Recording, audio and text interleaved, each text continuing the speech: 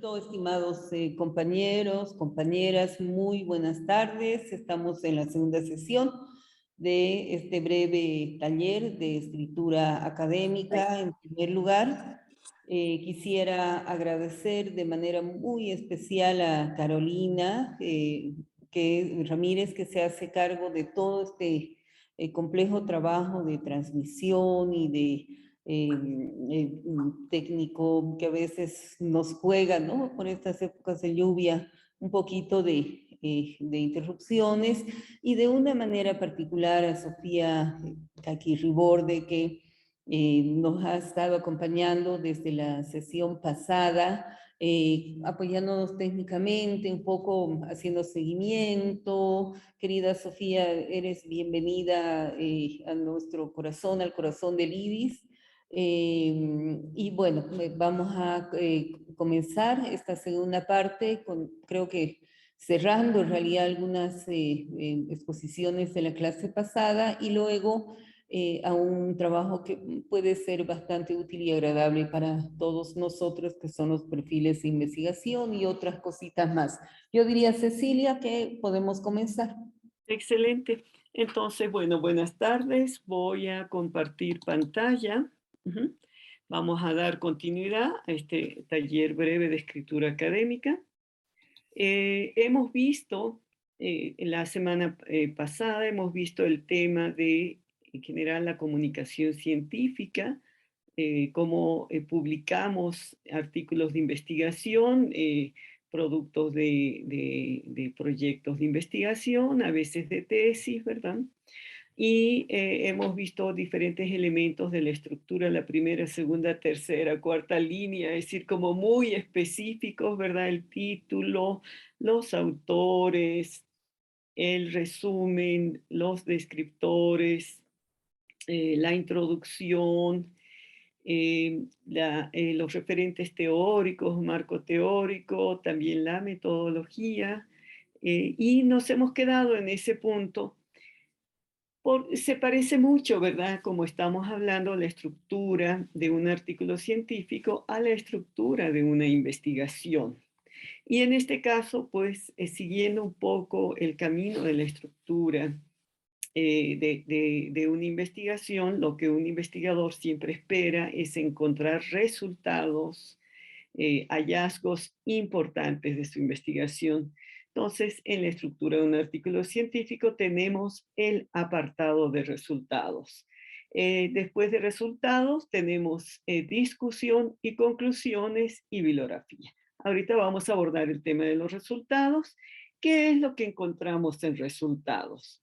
En resultados ponemos los hallazgos más importantes y más relevantes desde la perspectiva del investigador o del o los autores del artículo, por supuesto que son productos de un proceso sistemático de investigación. Va en función del objetivo, los objetivos planteados en el artículo específico. Si voy a presentar como los resultados, por ejemplo, una tesis, pondré pues el objetivo de una tesis, pero generalmente es muy pretencioso poner todo lo que es los resultados de una investigación en un artículo, o uno no quema todas las naves en un artículo, es decir, uno aborda un objetivo específico de la investigación, algún aspecto que no había sido, del que tienes mucha información y no había sido suficientemente explorado. En fin, son los autores, las autoras, los que determinan el objetivo específico enunciado desde el inicio de este artículo, y en resultados, pues ponemos un poco cómo respondemos a este o estos objetivos. Se entrega la información, se escribe de manera precisa, pero no se incluye necesariamente, como decíamos, todos los hallazgos y los resultados. En el apartado de resultados hacemos una elección o una selección. No entra toda, entra lo que nosotros consideremos más relevante, pero también es un poco en función de lo que yo quiero dar cuenta por ser relevante, por ser importante, porque me parece que esto es fundamental, no se conocía antes, aporta al campo de conocimiento o a la línea de investigación, aporta al conocimiento del tema en general, o yo por mi posición teórica, por mi propio posicionamiento frente al mundo, a la realidad, pues decido que es relevante en este artículo dar cuenta de esta elección de resultados. Es decir, no es que uno lo pone todo, uno pone lo que es más relevante, es un proceso de elección de los y las autoras. Entonces, para eso presentamos los resultados de manera consolidada y limpia y ordenada. No se trata en el apartado de resultados de describir de nuevo el proceso metodológico, las categorías que construí, la metodología que empleé, las decisiones diferentes. No, simplemente pones la información que consideras relevante, ordenada, muchas veces en formas de descripción, el sentido de la construcción del apartado de resultados, el tipo de escritura es generalmente descriptiva, narrativa, ¿verdad? Acompañada de tablas si es necesario, pero si no es necesario, no incluyamos tablas. A veces las tablas terminan llenando, compiten mucho espacio para que tú puedas aportar información relevante, solo si es necesaria y es útil para el aporte que tú quieres dar, y lo mismo con las figuras. ¿Ve? Aportamos figuras cuando son relevantes. Metemos la información que obtuvimos por procedimientos metodológicos, es decir, que no vamos a meter toda la información que a nosotros se nos ocurra, sino generalmente vinculada con la recopilación de información, y toda la información que se aporta en este apartado de resultados sirve, es útil y necesaria, es la base fundamental para que hagamos la interpretación de los resultados o de los hallazgos que vendrán en el siguiente apartado que llamamos discusión y conclusiones. En términos generales, decíamos, los resultados los escribimos de forma descriptiva, puede ser puramente texto, aunque podemos usar las tablas, inclusive podemos usar tablas para construir los textos. Nosotros hemos elaborado varios artículos y hemos hecho una, dos tablas muy interesantes y luego decimos, no, sacamos la tabla, pero toda esta información de la tabla fue necesaria y útil para lo que quedó finalmente como texto.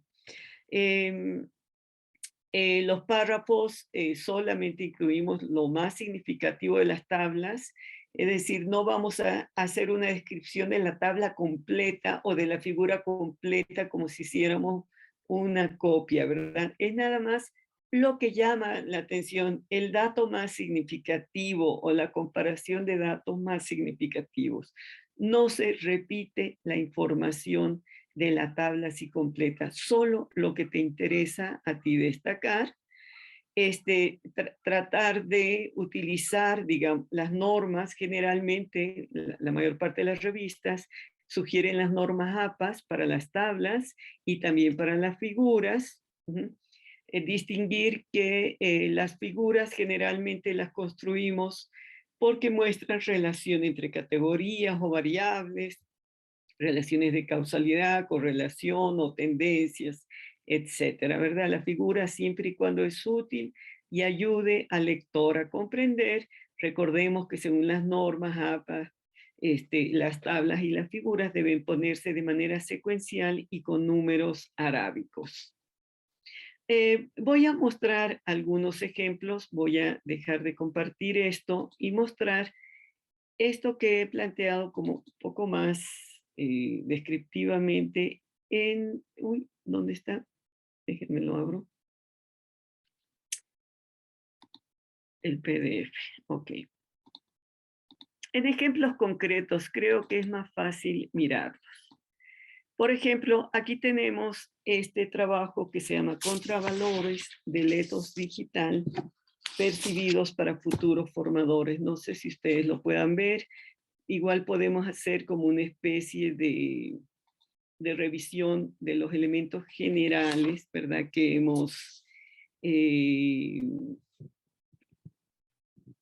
Eh, que hemos revisado de un artículo, un buen título, muy corto, los datos de los autores, la segunda línea, su adscripción institucional, su ORCID, ya veremos hoy cómo hacer un ORCID.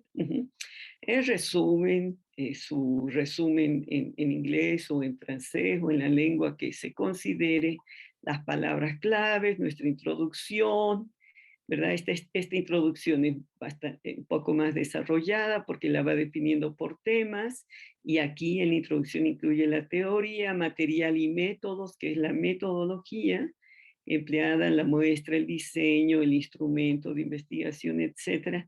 Y llegamos al apartado que nos interesa, que es de análisis y resultados. Esta es una investigación mixta, sin embargo, tiene mucho fundamento en el trabajo de datos cuantitativos.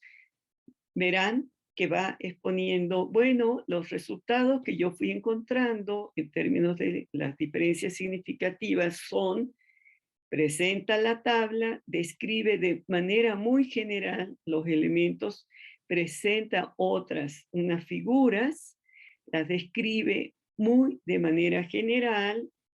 Este es un artículo muy interesante porque tiene una complejidad de figuras que ayudan a comprender el texto. Entonces veremos qué resultados nosotros vamos a acompañar en textos, tablas y figuras, si fuera el caso, ¿verdad? Destacando los resultados obtenidos de manera empírica en este tipo de investigación, que es una investigación empírica. Punto, es de carácter descriptivo, pero aunque es de carácter descriptivo, es una elección de lo que queremos dar cuenta que nos parece más importante. Este es un ejemplo. Veamos este otro ejemplo. Es un artículo de temas sociales, motivaciones para la vida transfronteriza, mujeres bolivianas trabajadoras en Iquique, Chile. Observamos, bueno, el título, su resumen, sus palabras clave, su abstract, una introducción general del texto, contextualizando también, recuperando algunos autores, el estado del arte y el marco teórico. Este es un trabajo bastante sistemático, su metodología muy específica, y en este caso los resultados los nombran como hallazgos. Entonces aquí, como esta es una investigación más de corte cualitativa, observaremos, ¿verdad?, que los hallazgos no están necesariamente acompañados en todos los casos con datos cuantitativos, sino recuperan en algunos, bueno, recupera la población y recupera información más cualitativa en función de un esquema y una estructura de lo que a las autoras, autores, son autoras, les interesa destacar a partir de tres motivos de la movilidad, y las van organizando en función de el texto mismo, las referencias empíricas que las personas les fueron aportando, los participantes en la investigación. Algunas les dijeron que quieren viajar para ser independientes, otras les dijeron que si se van es por sus hijos, es decir, por motivaciones económicas y familiares, y un tercer grupo de mujeres mencionaba que habían ido para olvidar, es decir, recuperamos los datos empíricos para nombrar los apartados que ayudaron, por supuesto, a las autoras a definir los temas centrales de los resultados o de los hallazgos de esta investigación.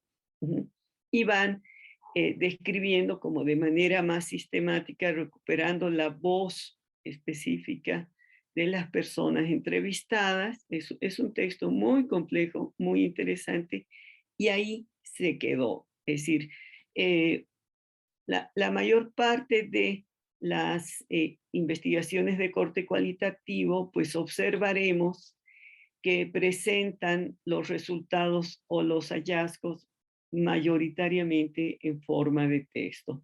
Este es otro ejemplo, puede ser de interés para ustedes entrar a la revista de estudios sociológicos del Colegio de México, Percepciones de incertidumbre, individualización y desigualdades sociales en Monterrey, en México. Este es un artículo cuantitativo de una investigación de corte cuantitativa, siguiendo todos los elementos que tiene la introducción, la contextualización y parte pues de hipótesis y postulados. Va partiendo para cada una de las hipótesis y aportando en cada una de las hipótesis inclusive los autores centrales que ayudan, ahí integra también la teoría, presenta el apartado de datos y métodos específicos empleados y las principales categorías de análisis y sus relaciones, el tipo de relaciones que les interesa indagar, y a partir de ahí entonces llegamos al famoso apartado de resultados de investigación y análisis. Miren cómo la presentan muchas de las investigaciones cualitativas, las estructuran en función de la hipótesis 1, de la hipótesis 2, de la hipótesis 3. Bueno, esto va como algunos ejemplos, voy a retornar a la presentación. Después del apartado de resultados, que es más de corte descriptivo, pero siempre una elección y de lo que tú consideras más relevante, vamos entonces al apartado. Perdón, voy a plantear algunos problemas cuando escribimos los resultados. Por ejemplo, introducimos tablas o figuras y no mencionamos en el texto, no decimos ver la figura 1, ver la tabla 1. Aparecen las tablas como huérfanas, ¿verdad? No sabes tú por qué la metiste ni en qué medida te está ayudando a la exposición de los resultados que tú estás planteando. Entonces es muy importante hacer referencia a las tablas y figuras. Introducir tablas o figuras que repiten la información del texto, pues no tiene sentido en ese caso ponerlas. Introducir tablas o figuras que pueden omitírselas si se convierten en texto, pues mejor es más útil convertirlas en texto cuando es pertinente, o hacer demasiados cambios, tablas de manera vertical, horizontal, etcétera, a veces hace más difícil la lectura, aunque pues hay algunas tablas que es muy difícil, algunas revistas pues ya les harán la especificación si aceptan o no este tipo de presentación de las tablas, o cuando hacemos unas figuras preciosas y les ponemos las letras más bonitas y los colores, pero no hay como una continuidad en la letra que se está usando regularmente en el texto. Si usas Arial en el texto, pues usarás Arial en las figuras o en las tablas.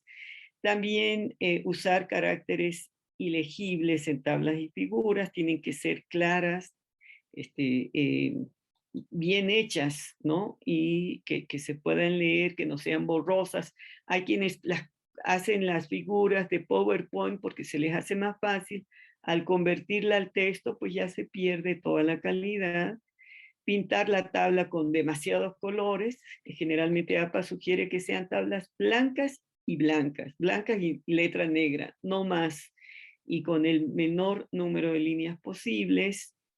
Omitir las citas si tomamos una tabla de otro autor o de unos datos estadísticos de alguna institución, etcétera. Siempre tenemos que poner la referencia de la tabla, si no es una tabla que nosotros elaboramos, si no nos la prestamos de algún otro autor o institución, y omitir la aclaración al pie de abreviaturas o símbolos especiales. Todas las tablas tienen que tener como una explicación de a qué se refieren cada uno de los puntos si estás incluyendo abreviaturas, que por diferentes razones no lo puedes hacer.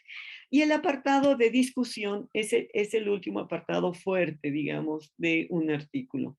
En discusión, nosotros ponemos qué me interesa destacar finalmente. Es la toma de posición. Ahora sí, ahora el autor se mete por completo, el autor o los autores, y argumenta respecto a los resultados en una relación que llamamos de diálogo interno y externo. Es interno porque usted en resultados o en hallazgos ha incluido un conjunto de datos descriptivos de los elementos más importantes que has recopilado y que has analizado de manera muy sistemática. Y es externo porque comparamos estos datos también, no solamente con las categorías y variables que nosotros nos hemos planteado, sino con las que otros autores a lo mejor han trabajado este tema de otras investigaciones. Comparamos nuestra posición teórica con la posición teórica de otros autores y decimos, bueno, estos hallaron esto, pero yo creo que la realidad más bien tiene que ir por el otro lado desde la perspectiva que planteo.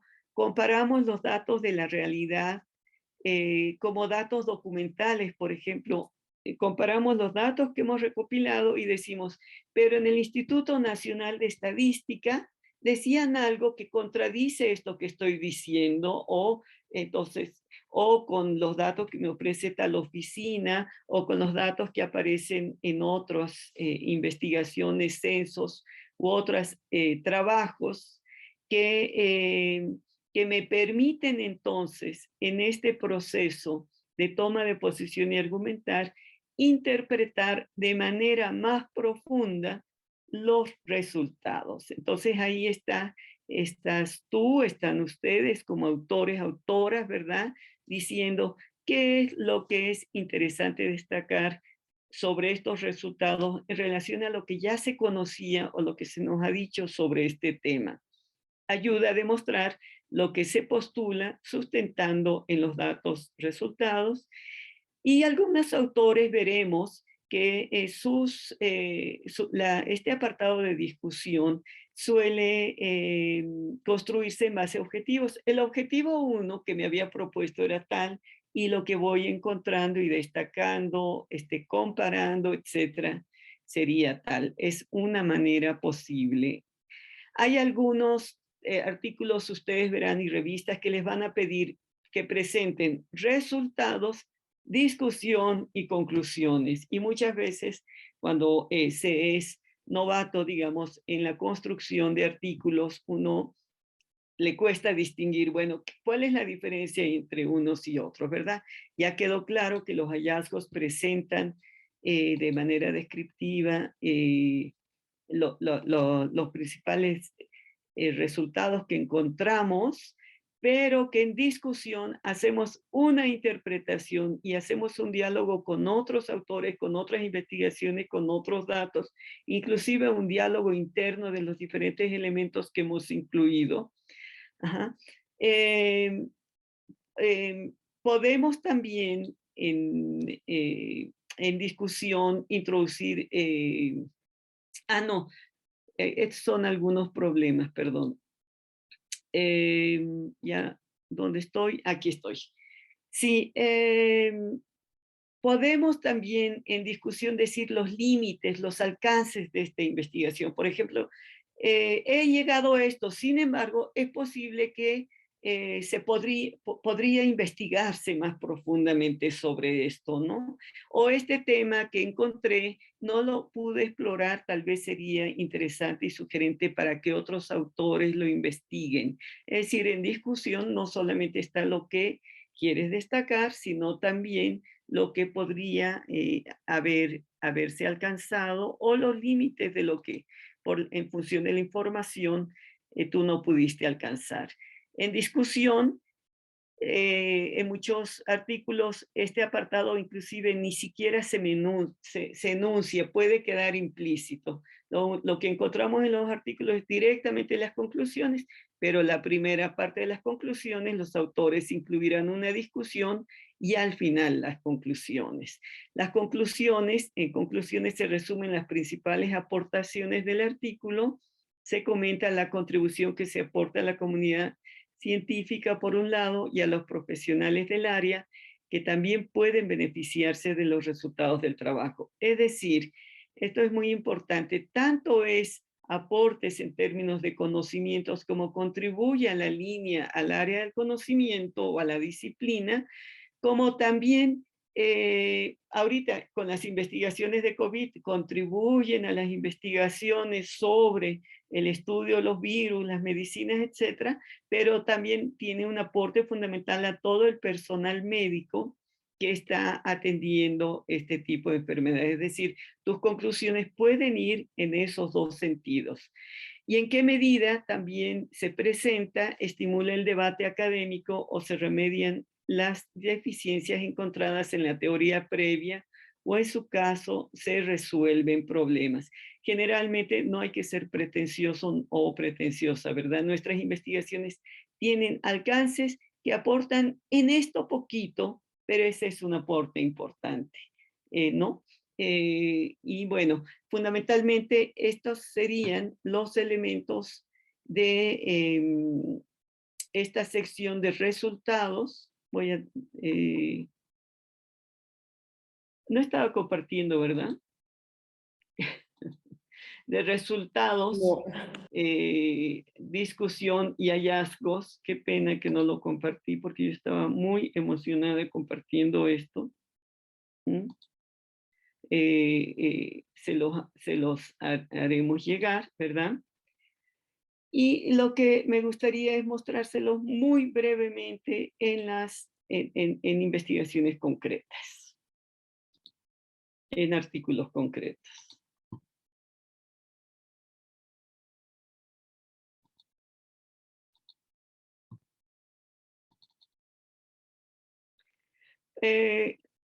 Sigamos con este de percepciones de incertidumbre en Monterrey, México. Recuerdan que habíamos dicho que era una investigación de corte cuantitativa. Nos presentan un conjunto de resultados. Es un artículo muy grande. Y vámonos a ver cómo elaboran estos autores sus conclusiones, su discusión y conclusiones. Consideraciones finales. Se van directamente.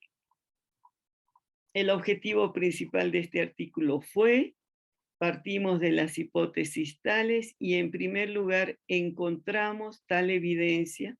En segundo lugar encontramos tal evidencia. Más tarde encontramos esta otra evidencia.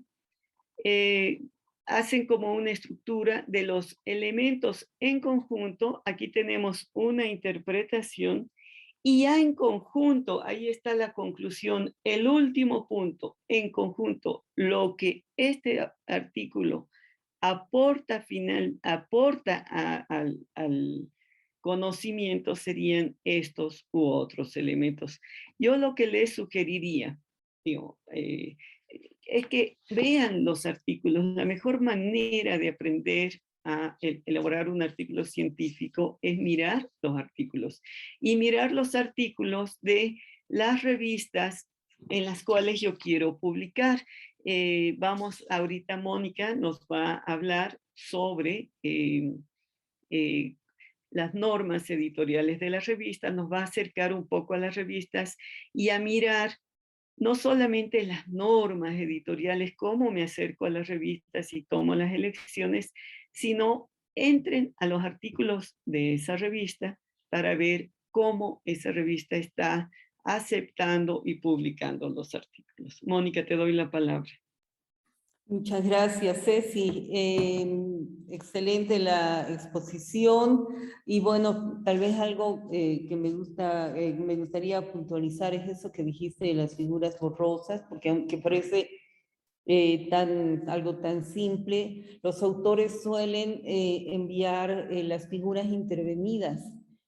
Ponen textos, ponen letras, ponen círculos, etcétera. Lo ve, por ejemplo, en una fotografía.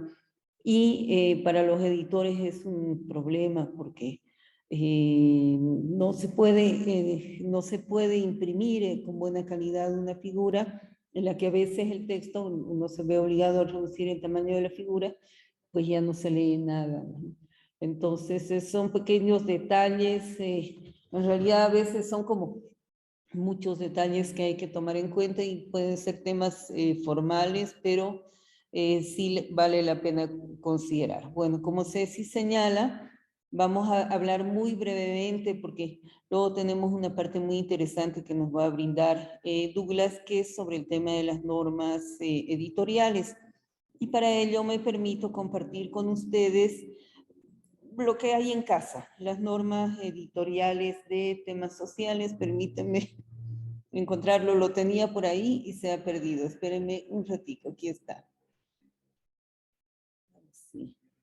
Vamos a ver si lo vuelvo a comenzar. Aquí está, no quiere compartir, che. Caramba. A ver.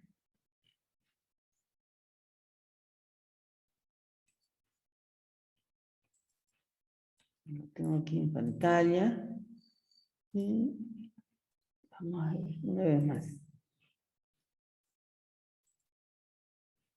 Creo que es este. Perfecto. Estas son las normas editoriales de la revista Temas Sociales que produce el IDIS. Todos en la carrera de Sociología la conocemos, y para los colegas o compañeros que están fuera de Sociología de la UNSA, es una revista, como habíamos señalado ya la vez pasada, indexada en el portal Cielo.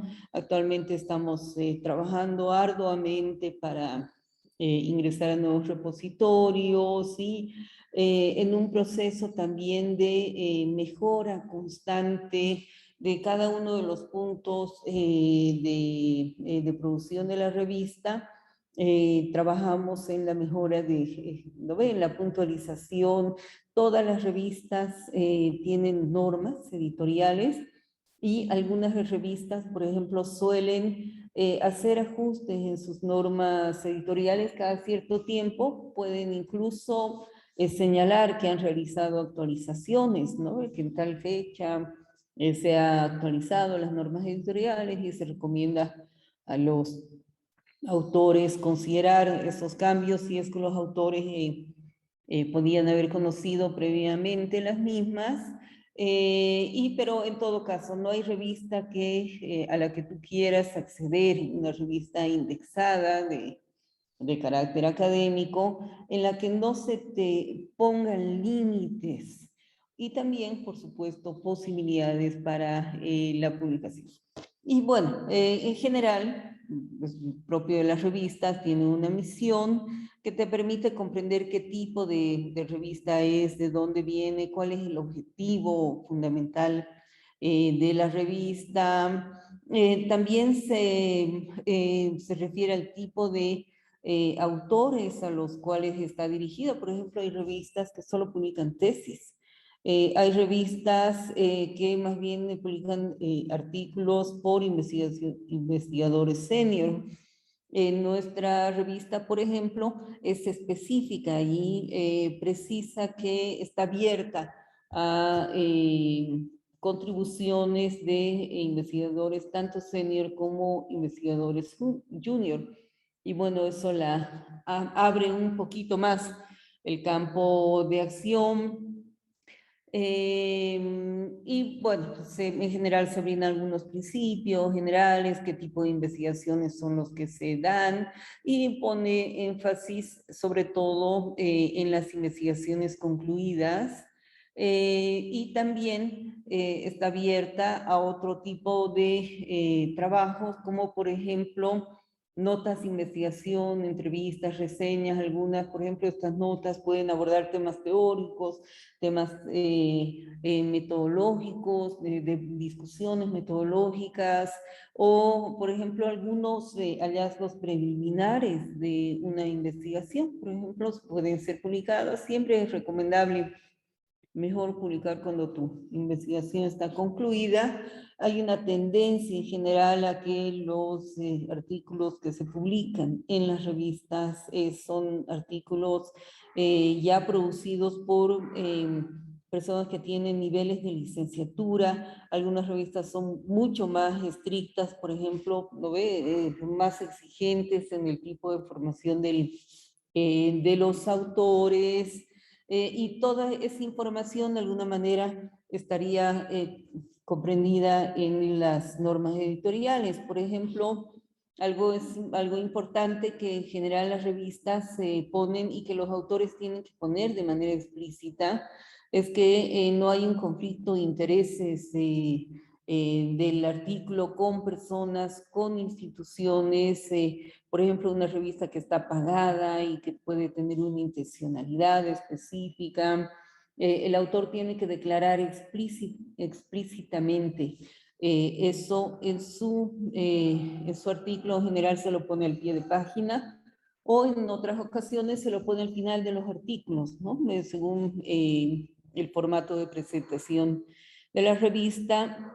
Nuestra revista es pequeña y es sencilla. Los lineamientos de ética y buenas prácticas son breves. Hay revistas que tienen estos lineamientos de ética y buenas prácticas, a veces pueden tener páginas que son de un nivel de detalle y que un autor tiene que leer en el momento de que considere publicar un artículo en la revista.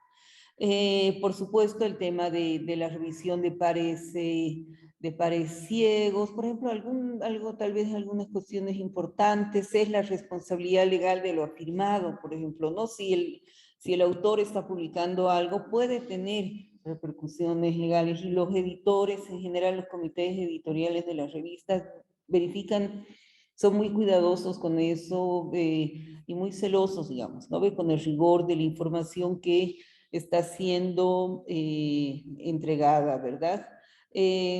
Por supuesto, recibe artículos originales inéditos. Algunas revistas, casi todas las revistas tienen software antiplagio, y los artículos son puestos en estos softwares que son pagos, no son muy baratos. Y en el caso de que el autor se detecte, ¿no ve? Que haya un plagio poquitico o un plagio relevante, se rechaza el artículo, ¿no? Incluso la revista puede tomar la decisión de que pues, el autor no puede volver a publicar en la revista, ¿no?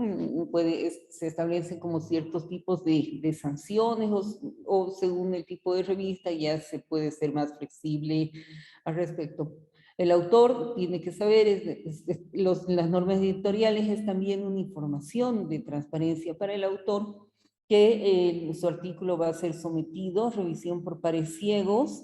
Según las revistas, algunas revistas ponen varios evaluadores, y se pueden pasar mucho tiempo, ¿no ve? Escuchando las recomendaciones de los diferentes dictaminadores. En general, en promedio son 2, y en el caso de que haya una dictaminación negativa, se pueden tomar 2 decisiones. La primera, si es una dictaminación estricta, digamos que esté muy cerrada en relación con la calidad del artículo, se respeta la decisión del dictaminador, pero si se ve que hay algunos sesgos que se podrían revisar, se puede considerar y enviar el artículo a un tercer dictaminador. En general, las decisiones ejecutivas son tomadas por la dirección de la revista, pero en principio el autor debe saber que su artículo es revisado, y es revisado por pares que no saben, no tienen ninguna información sobre el autor. El comité editorial tiene mucho cuidado de eliminar todo rastro de información sobre el autor en el artículo. En algunos casos, por ejemplo, las revistas piden que se envíe el artículo ya sin nombres, sin ninguna referencia, de manera que es casi automáticamente enviado ya a dictaminación. Y en el momento de la evaluación y de las recomendaciones de los dictaminadores, los autores tienen que aceptar esas sugerencias, que a veces pueden ser recomendaciones menores, ¿no ve? De estilo, de forma, y otras que pueden ser recomendaciones mayores, que pueden implicar profundos cambios en la estructura del artículo. Y bueno, siempre es una maravilla que alguien pueda leer tu artículo y mejorarlo, ¿no? Porque el criterio principal es que una vez que el artículo está publicado, pues está también tu imagen profesional en la publicación. Entonces, mientras pasa por mayores filtros para mejorar la calidad de tu artículo, pues creo que ese es un buen camino que tienen en general las revistas académicas. También otro punto importante es el respeto de los derechos de autor de las revistas según las leyes, las normas locales, ¿no ve?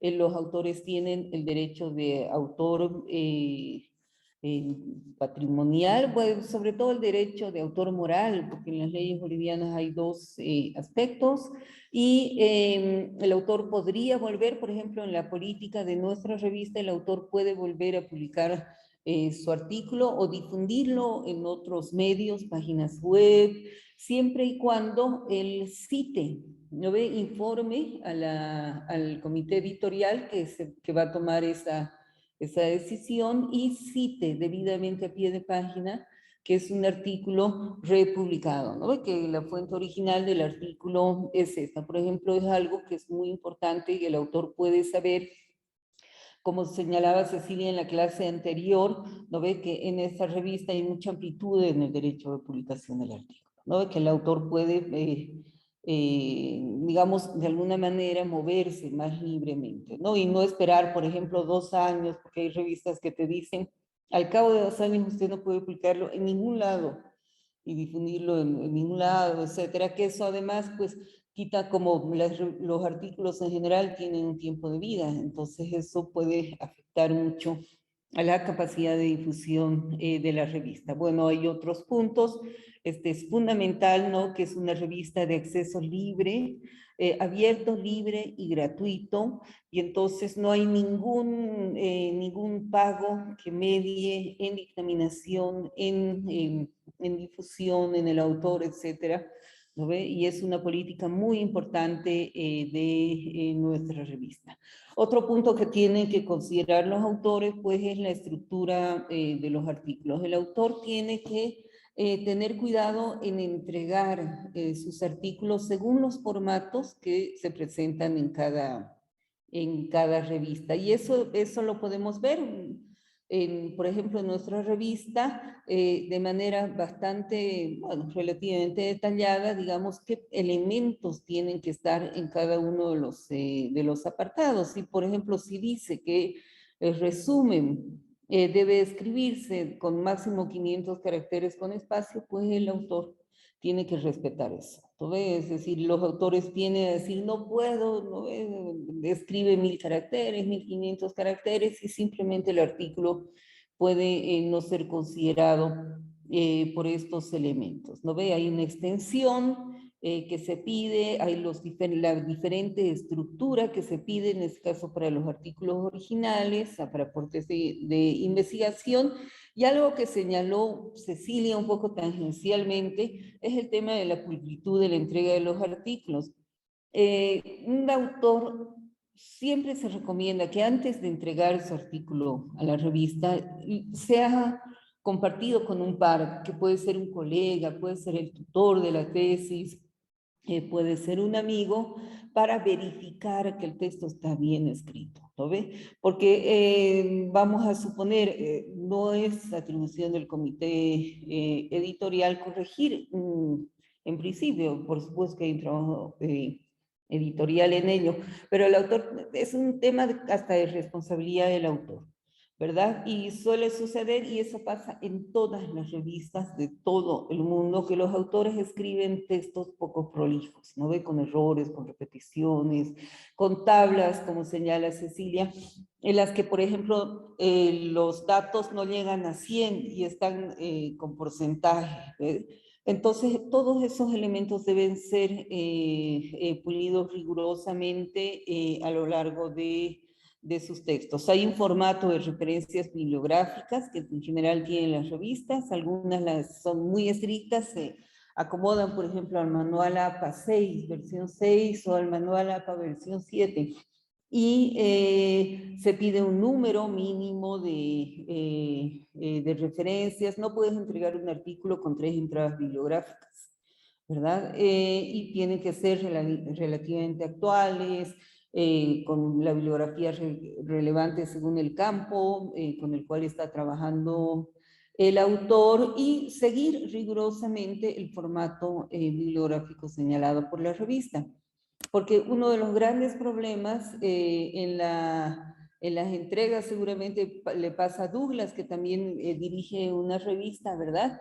Es que los autores pueden entregar trabajos que no estén en el formato APA, que estén en el MLA, o que no sean cuidadosamente, no tengan toda la información. Por ejemplo, no tienen número de página, o el nombre de la revista no es el adecuado, o el link que han colocado en la revista, luego se entra ese link y no se lo puede abrir, etcétera. Entonces, eso es un aspecto muy importante, porque es lo que va a permitir la visibilización de los artículos. Casi estos formatos de difusión de estos grandes repositorios, ¿verdad? Están muy ajustados a este tema de la referenciación de las bibliografías, porque eso es lo que va a permitir que se jale de un lado al otro y que el lector pueda acceder a los artículos. Entonces, una bibliografía descuidada también muestra el descuido del trabajo del autor. Solamente mostraré este ejemplo porque el tiempo no nos va a permitir avanzar más, pero es muy importante que visitar las revistas, ver las normas editoriales de las revistas y ver si uno se adecúa, más o menos, si nuestro trabajo nos parece que está bien, que se adecúe a esos formatos precisados por la revista, y animarnos a enviar, ¿verdad? Si se cumplen todas estas reglas, que tampoco es un trabajo tan difícil ni complejo, es posible lograrlo. En nuestra revista, por ejemplo, bueno, recibimos contribuciones. Pasa algo con las revistas en general, que es el carácter de exogeneidad de las revistas, ¿verdad?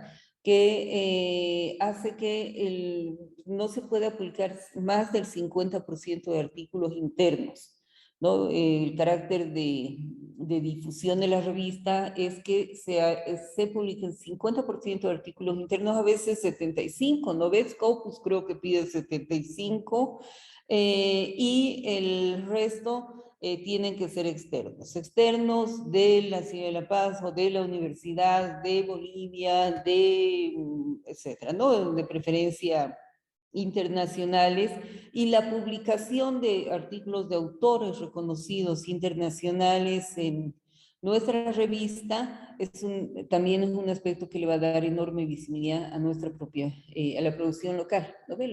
Los que estamos publicando al interior de la revista. Creo que más o menos por allí voy. Paso la posta a mi querido colega Douglas. Hola, de nuevo buenas noches a todos. Vamos a continuar con la explicación y a reafirmar algunas de las cosas que estaba diciendo Mónica. Es indispensable que al momento en el que usted vaya a enviar un artículo a la revista, se asegure, como está explicando Mónica, que cumpla con las normas establecidas y con los lineamientos que la revista ofrece en sus instrucciones a los autores. Acá vamos a ver un ejemplo específico de Word de una revista. Este está tomado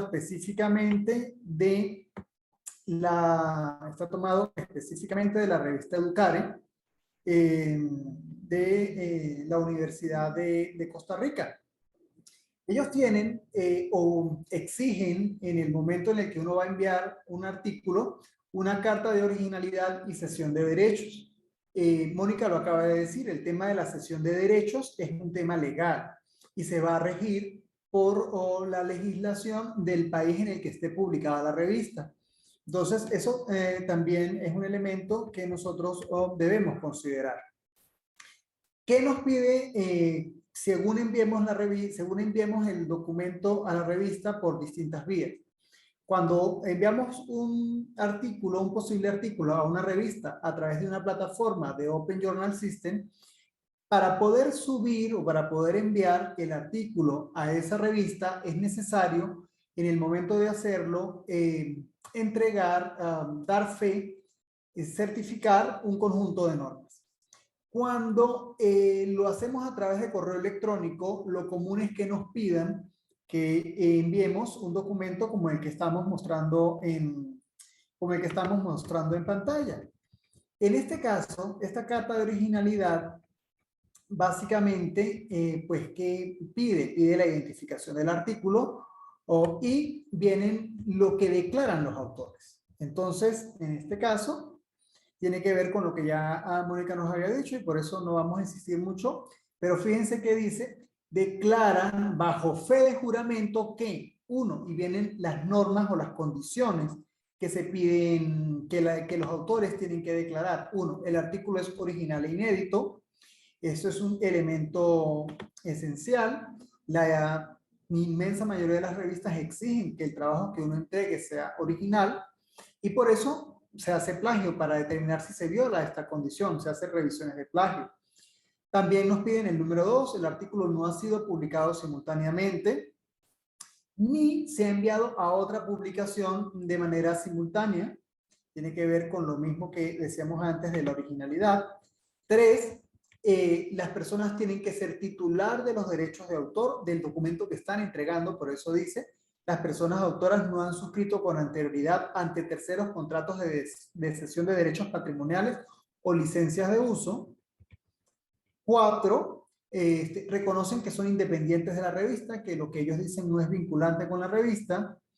5, los datos, en este caso la revista dice que los datos tienen que estar identificados en concordancia con la regla de la norma APA y la revista lo declara. Y muchas revistas lo declaran así, pero siempre hay que leer para estar seguro de que si la revista tiene normas específicas.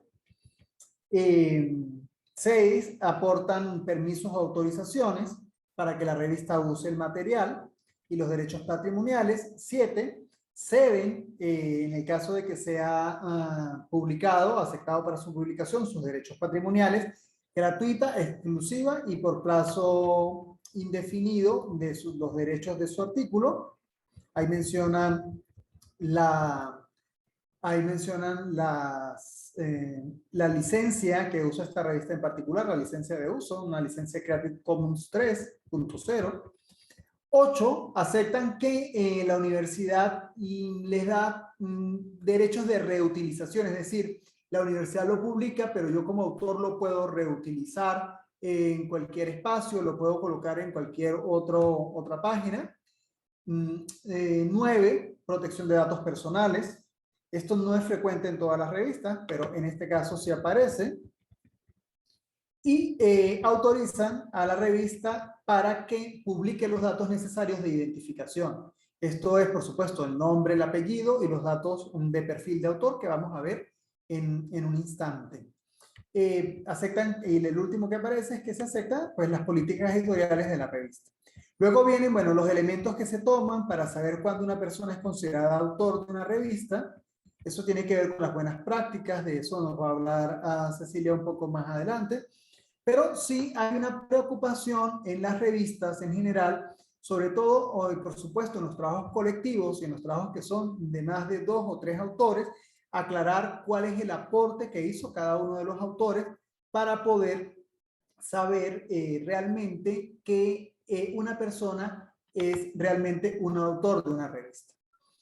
Otra estrategia que se está utilizando para asegurarse que realmente se cumplan con lo que la revista pide, porque Mónica y cualquier persona que tenga experiencia editorial sabe que una gran parte del tiempo se dedica a adaptar la revista a la forma, a los textos a la forma que tiene la revista. Y entonces una de las cosas que han hecho las revistas es tratar de facilitar eso y entonces utilizan plantillas para que la gente simplemente se limite a llenar la plantilla y así luego el equipo de la revista no tiene que preocuparse ni por el tipo de letra, ni por el interlineado, ni por el número del tamaño de la letra, sino que ya la gente llena completa su artículo y lo envía para consideración en una plantilla. En este caso, estamos viendo la plantilla para autores de Educativo Siglo XXI, que es una revista española. La anterior, como les dije, es de la Universidad de Costa Rica. Entonces, en este caso particular, si yo quiero enviar un artículo a esta revista, yo obligatoriamente tengo que hacerlo en este formato, no lo puedo enviar en otro. Y por eso es muy importante leer con mucho detalle la página de la revista a la que yo quiero optar para saber si ellos ofrecen una plantilla. Si ellos ofrecen una plantilla, es mi obligación completar, usar la plantilla para poder entregar mi artículo. En este caso, fíjense, nos ayuda en relación con lo que estaba explicando Cecilia antes sobre la visualización de los artículos, porque esta plantilla tiene los modelos de tabla y cómo deben ser los tamaños. Hay un micro abierto.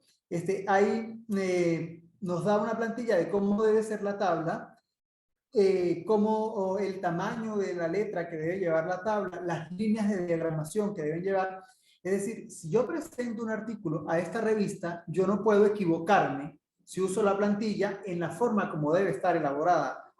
Cómo debe estar elaborada la tabla. Y están los ejemplos. Si hago un gráfico, la plantilla me indica cómo debe ser elaborado el gráfico, qué va en cursiva, qué no va en cursiva y el tamaño del mismo, para no cometer errores al momento de entregar mi artículo. Es más, esta plantilla que traemos como ejemplo es muy completa porque, bueno, luego trae la estructura del artículo, fíjense, entonces estos elementos que nosotros ya conocemos, que hemos mencionado, título del artículo en español, en inglés, el nombre de los autores, piden que el nombre de los autores esté unido por un guión, los apellidos de los autores estén unidos por un guión, como lo vemos, y nos dicen de una vez cómo debemos identificar: universidad del autor, ciudad, país.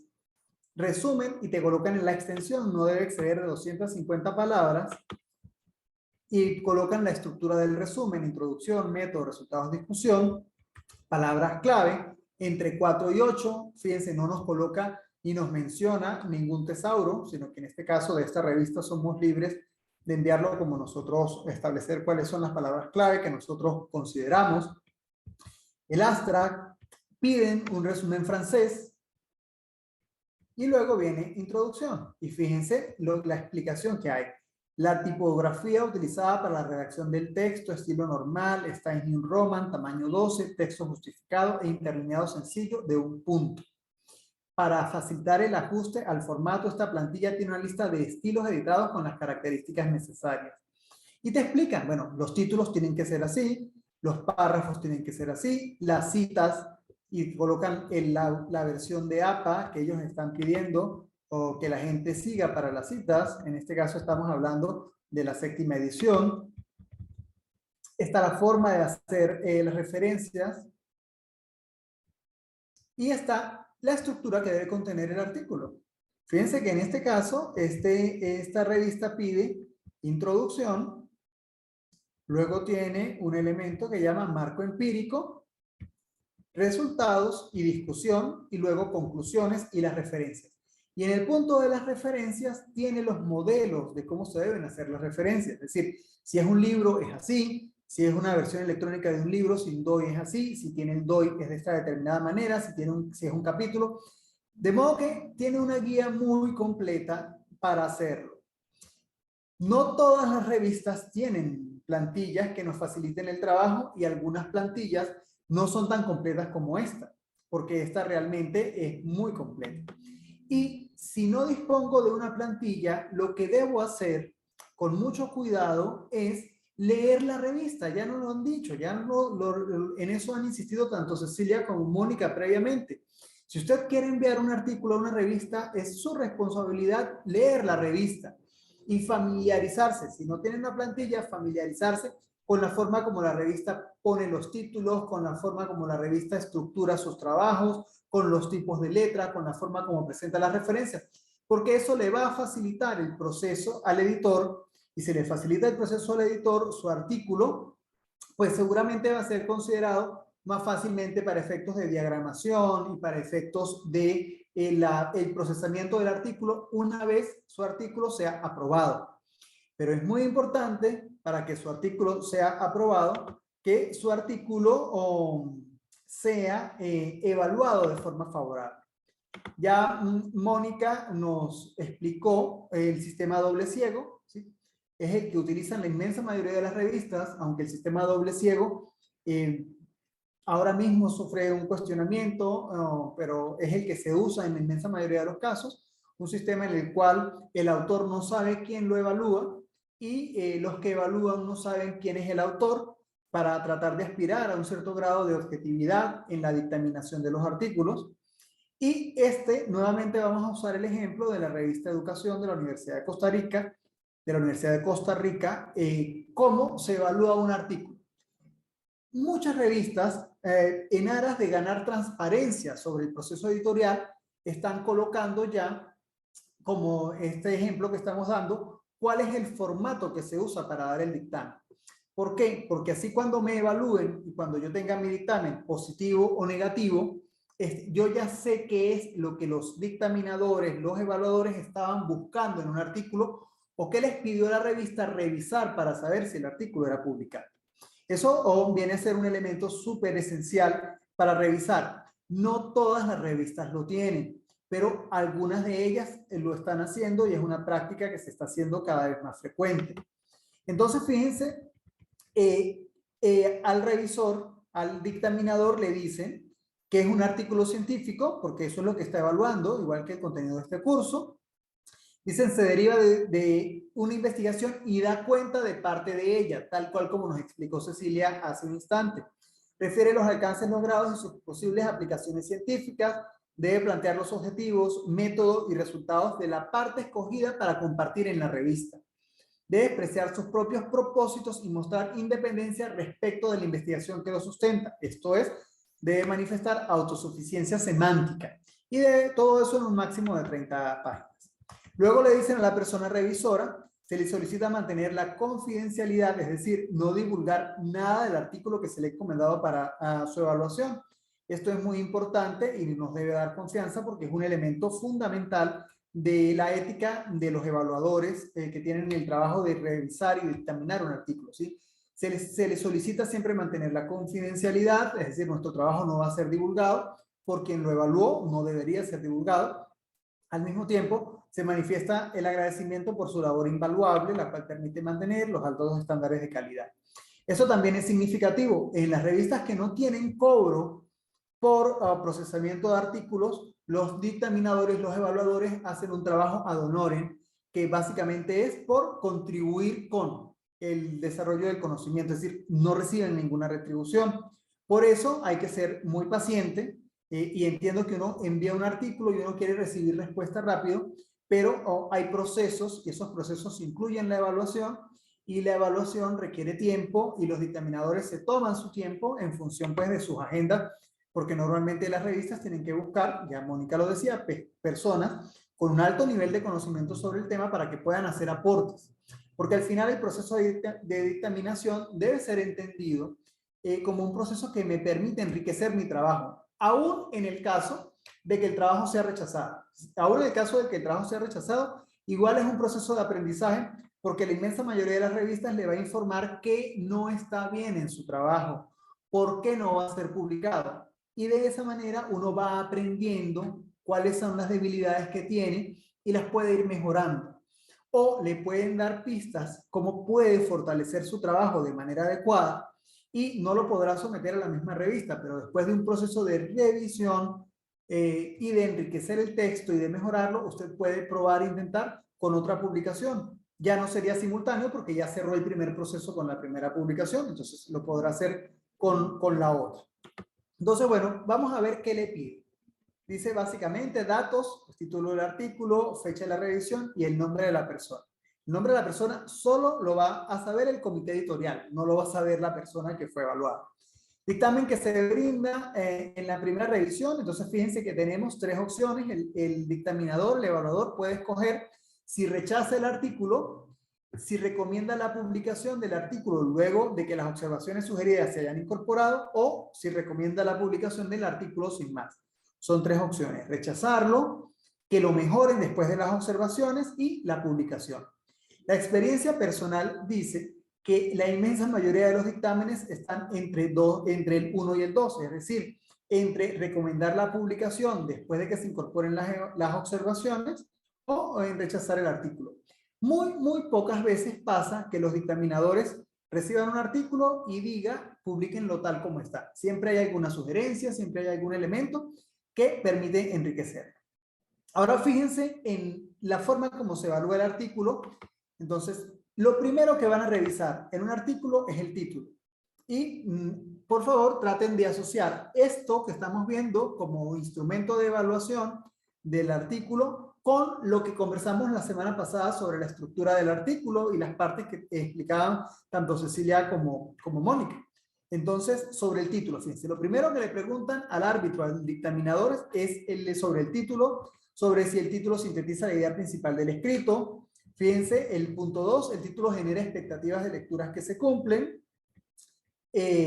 Luego, sobre el resumen, si presenta el objeto del estudio, si presenta los principales elementos de la metodología empleada, diseño, participantes, instrumentos, si presenta los principales hallazgos, estamos hablando del resumen únicamente, si presenta las principales aplicaciones, implicaciones o recomendaciones, y si incorpora la información necesaria que orienta al lector a identificar el contenido básico del escrito de forma rápida y a determinar su relevancia. Sobre las palabras clave, están allí, tal cual. Sobre la introducción, entonces, Cecilia antes decía que la estructura del artículo es similar a la estructura de una investigación, y por eso la evaluación también busca los mismos elementos que se buscarían en la evaluación de una investigación. Fíjense, la introducción informa acerca de la temática por tratar, plantea su relevancia, explicita el propósito. El objetivo del artículo resulta claro y no una copia del objetivo de la investigación de la que proviene. Y esto porque hemos insistido en varias oportunidades que estamos hablando de que escribir un artículo implica generar un nuevo texto. No se puede hacer un artículo copiando y pegando de la tesis o del trabajo de grado. Yo puedo tener la tesis o el trabajo de grado como punto de partida para mi artículo, pero tengo que hacer el esfuerzo de reescritura, tengo que pensar el artículo como una entidad y tengo que decir, bueno, este artículo exactamente cuál es el objetivo que tengo con este artículo. Luego dice sobre el estado de la cuestión o antecedentes prácticos, y la misma revista le aclara al evaluador, algunas veces está incluido en la introducción, como vimos, por cierto, nosotros en la clase pasada. Luego está sobre el marco teórico o referentes conceptuales, la metodología, dice, describe las perspectivas metodológicas, tipo de investigación, expone los criterios para la selección de la muestra, identifica los tipos de información, plantea los criterios de análisis, refiere datos, y el evaluador en cada uno de estos casos tiene que decir si sí lo cumple, si lo cumple parcialmente o si no está. Y la revista tiene este elemento que es muy interesante, recomendaciones para mejorar. Es decir, insisto, aún en el supuesto negado de que mi artículo no sea aprobado, es un ejercicio de aprendizaje, porque la idea es que me puedan dar, que yo pueda aprender cómo mejorar el artículo. Si el artículo realmente está muy débil y no puedo mejorar pero por lo menos puedo hacer el esfuerzo y ya sé qué errores evitar en la siguiente experiencia para hacerlo. Sobre los resultados, análisis y discusión, de lo que nos acabó de hablar Cecilia. Sobre las conclusiones, luego hay una revisión general, dice, sobre el contenido del artículo en general. Mantiene una adecuada relación entre las partes, objetivo, marco teórico, metodología, resultados y conclusiones. Mantiene consistencia entre las posiciones teóricas, la metodología, el análisis de resultados y las conclusiones. Porque yo puedo tener, por ejemplo, una muy buena metodología explicada o un muy buen método explicado de carácter cuantitativo, y es una explicación muy buena. Pero luego tengo los resultados expuestos a partir de categorías que se derivan de un análisis, por ejemplo, de contenido. Entonces, las dos cosas pueden estar muy bien. El problema es que no hay consistencia entre esas dos cosas, ¿sí? Entre el método y lo que luego yo hice con la exposición de los resultados, o entre los objetivos y el método, o entre los resultados y las conclusiones. Entonces, es necesario mantener la consistencia a lo largo de todo el artículo. Fundamenta adecuadamente las afirmaciones planteadas, Ahí está este que está resaltado porque enfatiza la idea que estamos hablando de la necesidad de que el artículo es un texto independiente. Dice, si el artículo está elaborado con base en un trabajo anterior, se estructura, se estructura como independiente con autosuficiencia comunicativa y no se percibe como recorte y pegue. Se respeta el lenguaje con inclusión de género u otras alternativas no discriminatorias. Como la cuestión de género y el lenguaje inclusivo es una cuestión política, pues entonces hay que ver cuál es la política de la revista con relación a ese tema. Luego las referencias, las citas, los datos estadísticos o tablas y, fíjense, sobre la ética del escrito. Y al final de que el evaluador ve todo esto, la revista todavía dice, si usted considera que el tipo de artículo no corresponde al indicado por la persona autora, por favor advertirlo claramente en estos comentarios. Y ahí se agregan todos los comentarios que uno considere prudente realizar. Entonces, la evaluación es un proceso de aprendizaje.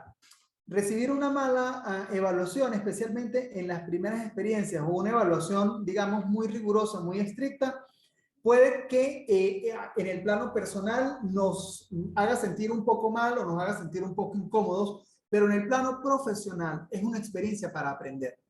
Es una experiencia, sobre todo para quienes somos autores nobles, porque esto de escribir, por supuesto, es un proceso de aprendizaje. No es lo mismo escribir la tesis que escribir el artículo, no es lo mismo que escribir ensayos o trabajos cortos que uno hace en una cátedra, sino que cada uno tiene su propia complejidad y es muy, muy importante reconocer. Y ya para pasar a otro de los elementos que tenemos dentro de nuestra programación, vamos a pasar ahora a la importancia, especialmente para los autores jóvenes, de lo que sería la identidad digital y la firma, y poseer y disponer de una firma normalizada. Porque es importante, sobre todo para todos, pero especialmente si apenas estamos empezando, acercándonos a esta práctica de publicar, de escribir para publicar. Nosotros tenemos que buscar la manera de normalizar nuestra firma para poder mantener una cierta visibilidad y estabilidad en nuestro perfil como investigador, que es un elemento esencial. Cuando tenemos una firma normalizada, es decir, un estándar por el cual siempre nos identificamos de la misma manera, eso va a permitir asegurar el reconocimiento y la visibilización de nuestro trabajo académico, va a facilitar que se reconozca la autoría constantemente y evita confusiones en publicaciones, bases de datos y plataformas de investigación y plataformas académicas. ¿Cuáles son las ventajas de tener una identidad digital para el investigador? Ser correctamente indexados. ¿Sí? De esa manera, por ejemplo, en mi caso, esto se los puedo compartir por experiencia propia, porque en mi caso, algunos de los artículos que yo hice, sobre todo al inicio de mi carrera, aparecen únicamente como Douglas Izarra. Después creí que era mejor identificarme con mis dos apellidos y otros trabajos aparecen con Douglas Izarra Bielma. Y después se me ocurrió que era interesante poner la inicial del nombre y ahora los últimos artículos que he publicado aparecen como Douglas A. Izarra Bielma, como se ve en la pantalla. Y eso hace que la identificación de mis artículos y que se me atribuyan en algunas páginas para la cuestión de la indexación se complique, sea complicado. Porque lo ideal, y por eso digo que es sobre todo una recomendación para quienes están comenzando en esta tarea, es mantener una identificación estándar a lo largo del tiempo. Entonces, para el investigador eso le va a permitir ser correctamente indexados. ¿Por qué? Porque en las bases de datos es posible que las bases de datos de indexación atribuyan a Douglas Izarra unos artículos y a Douglas Izarra Bielma otros artículos, porque no están claros que se trata de la misma persona. Y eso es una dificultad. Distinguirse de manera inequívoca de otros autores o autoras con nombres iguales, facilitar el análisis de las citas recibidas y, por supuesto, aumentar la visibilidad. ¿Cómo logramos tener esa identidad digital? ¿Cómo normalizar entonces nuestra firma? ¿Cuáles son las recomendaciones para hacer eso? Y que las vamos a poner en práctica en un instante.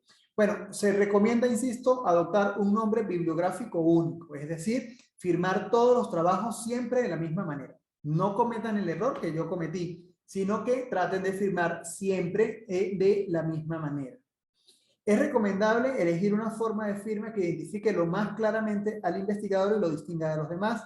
Por eso, por ejemplo, si nuestro apellido es muy común, es deseable colocar guión para colocar para colocar también el segundo apellido. Entonces, que aparezca junto para evitar que me confundan con otra persona, o colocar algún inicial para evitar que me confundan con otra persona de nombre similar.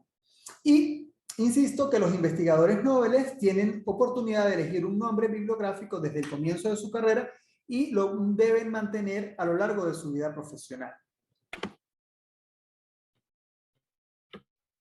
El uso del primer nombre en su forma completa es útil para diferenciar posibles homónimos y para poder diferenciar el género. En la mayoría de los casos nos sirve para eso, para diferenciar y luego para hacer análisis, por ejemplo, de género en términos de los autores.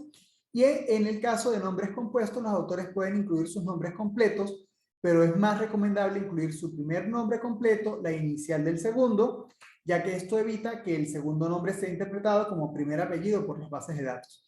Especialmente porque en español no nos complicamos mucho, pero en inglés las bases de datos suelen tener solo dos apartados, first name y last name. Y entonces entienden que lo que aparezca después del primero es el apellido, last name, y así lo van a marcar. Si colocan solo una letra, eso no va a ocurrir y no va a haber confusión, porque el indexador va a buscar el campo siguiente. La inclusión de guiones entre las distintas palabras que conforman los apellidos, práctica bastante extendida en muchos investigadores, evita apuntar el segundo apellido y facilitar distinguir autores. En mi caso, entonces, pudiese ser, por ejemplo, Izarra-Bielman. O en el caso de algunas revistas, como acabamos de ver en la plantilla, lo exigen. ¿Sí? Se pide que se identifiquen de esa manera los autores. Las partículas de la dentro de los nombres y apellidos pueden constituir una fuente de problemas para las indexaciones. Entonces siempre se sugiere suprimirlas o unirlas con un guión. ¿Por qué esto es importante y por qué nos interesa en un artículo para publicar? Porque una de las cosas fundamentales que tenemos que hacer es crear nuestra identidad y tener nuestros perfiles de autor. Un identificador de autor es un código único que pertenece al investigador o investigadora. El que más se usa, el que prácticamente se está convirtiendo en obligatorio para realizarlo, es el ORCID. ¿Sí? Muchas revistas exigen que, como un dato fundamental del autor, que cuando yo vaya a presentar mi artículo, tengo que enviar mi número de ORCID. Esto es fundamental porque en el ORCID va a aparecer mis datos y va a aparecer prácticamente una síntesis, de mi currículo. Y lo podemos ver. De hecho, el ejercicio que les vamos a proponer es que puedan ustedes crear hoy su propio ORCID, es decir, que puedan decidir y cómo se van a identificar siguiendo estas recomendaciones y cómo van a aparecer publicados los artículos que salgan, que ustedes produzcan con su nombre a partir de ahora.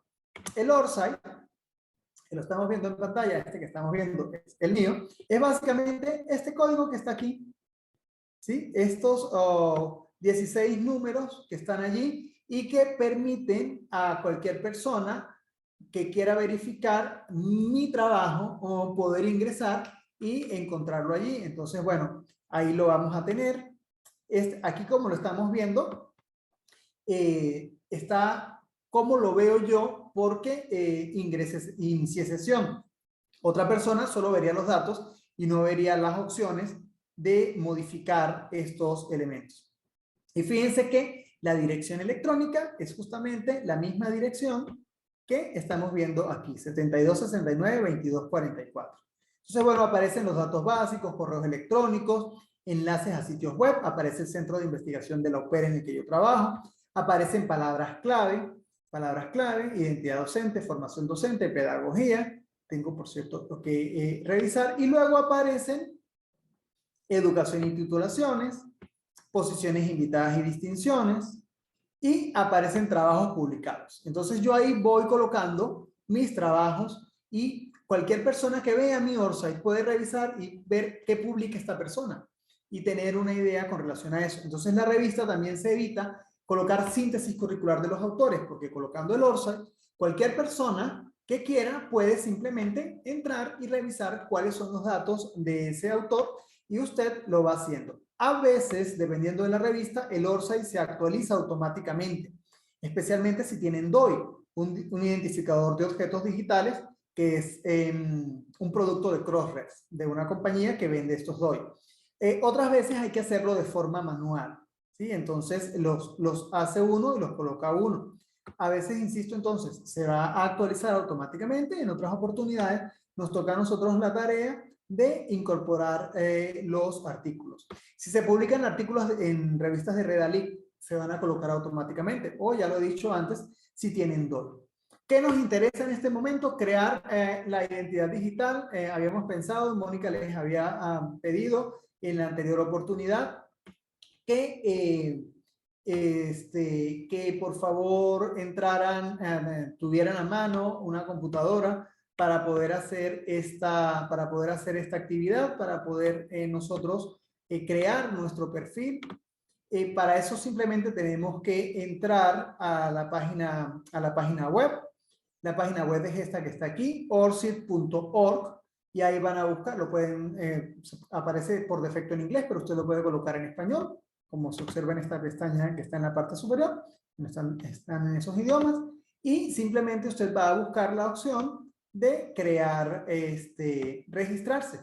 Se puede registrar a través de su institución, si su institución tiene registro con ORCID, a través de su cuenta de Google, a través de su cuenta de Facebook o con su cuenta de correo electrónico. Como usted lo considere, lo puede hacer.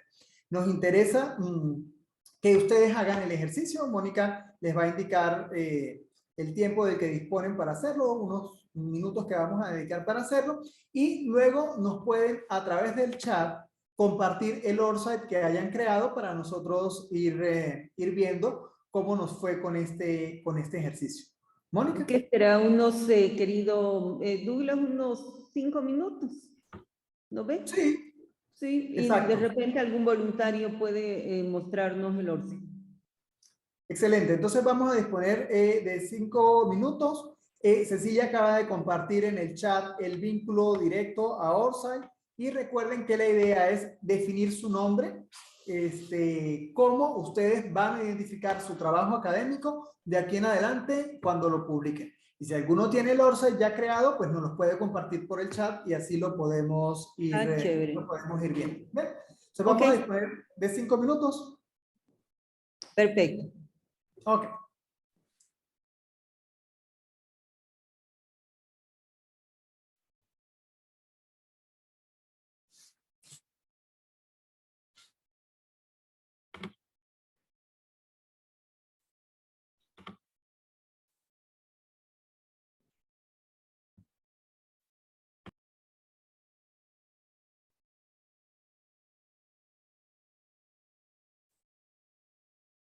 Magali ya tiene ORCID, podríamos verlo, porque ya Magali tenía. Lo acaba de compartir. Y es importante mencionar que si ustedes eligen los 2 apellidos, le tienen que poner un guión. Por ejemplo, Izarra Bielma, si Douglas elige Izarra Bielma, va a poner Izarra-Bielma. Si Douglas quiere además elegir sus 2 nombres, va a poner Douglas-Antonio. Entonces, si van a elegir o 2 nombres o 2 apellidos, no olviden ponerle el guión. ¿Por qué se pone el guión? Porque así el que va a meter en base de datos no se va a equivocar de que uno de esos corresponde al nombre o el apellido. Digamos, en Latinoamérica distinguimos cuáles son los nombres y apellidos, pero a lo mejor si un alemán mete en una base de datos, un francés, qué sé yo, no va a distinguir claramente cuáles son los nombres y apellidos. Estoy poniendo ejemplos, todas las combinaciones posibles con el nombre de Douglas. Está muy bien. Vamos a ver en pantalla, mientras otros compañeros lo hacen, el que nos acaba de compartir Magali. En el ejercicio de Magali, que está en pantalla, ustedes pueden ver el ORCID, ¿sí? Aquí está, se refiere a esto, a estos números que están aquí. fíjense, aparece el nombre. Entonces, Magali Quispe Yujra, así se identifica a ella. Y fíjense que esto es interesante también porque Magali no tiene en este momento información pública, pero la información que yo coloco, yo también elijo cuál de esa información va a ser pública y cuál de esa información es privada. ¿Sí? ¿Cuál es la información que yo quiero tener allí? Porque me sirve, porque es una especie de currículo vitae de investigador que tengo en línea y que voy actualizando, y cuál no quiero simplemente compartir, pero me interesa tenerla en línea.